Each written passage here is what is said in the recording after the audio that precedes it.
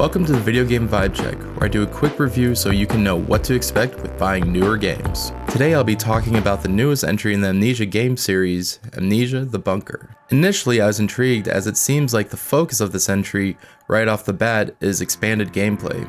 I played Amnesia: The Dark Descent, Machine for Pigs, and Rebirth, and while the first one was that classic that pioneered the genre that I like to call stealth horror, where you don't attack but rather just run from your enemies or hide from them, it did have some misses for me, primarily story. I felt Rebirth showed its strength the most as it was my favorite story in the Amnesia series, but I know Frictional, the developer, can go further because they did also make Soma, which is one of my favorite stories of all time through all mediums of art and storytelling. So this is the hope I come into the bunker with, no pun intended. I would say story-wise, it starts light.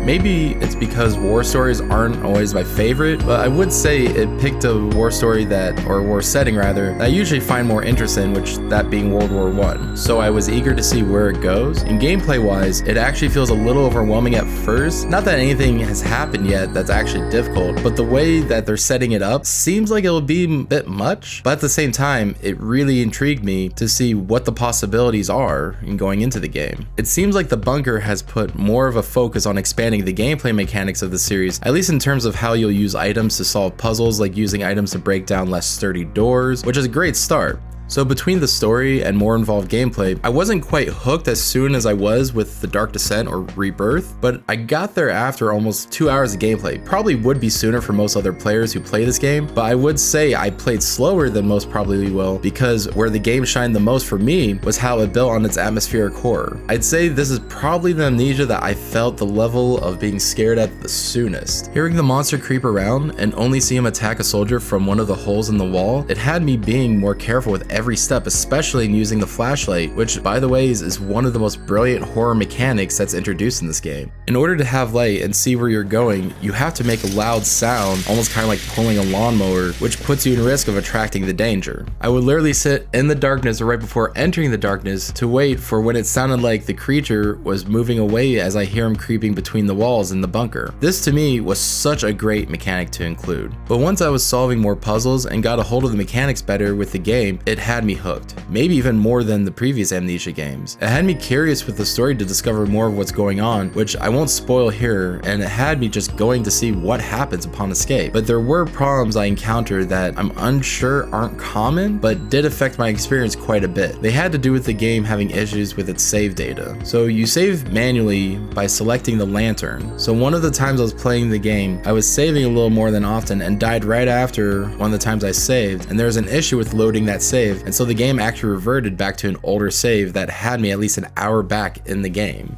Not the biggest problem, but then later on, when I was at what seemed like the final enemy encounter of the game glitched and my right analog stick stopped working, so I couldn't look around, and then I died and the game crashed. Since I was using the PS5's share feature, I couldn't get footage of this occurring. I attempted to load the save, and it just kept crashing the game, including when loading an older save, as the game gives you the option to load your last 3 saves. All kept crashing the game, so I did all the troubleshooting I could on my PS5, and with troubleshooting with the game as well, short of doing a full-on factory reset of the console, as instead I ended up downloading the save data from my backup on the PS Plus cloud from a day prior before the initial crash happened, but it still kept crashing the game. I couldn't load that save data. So at this point, I ended up just starting a new game and testing loading, which that worked. So after playing through the game for over 7 hours, I had to start over again.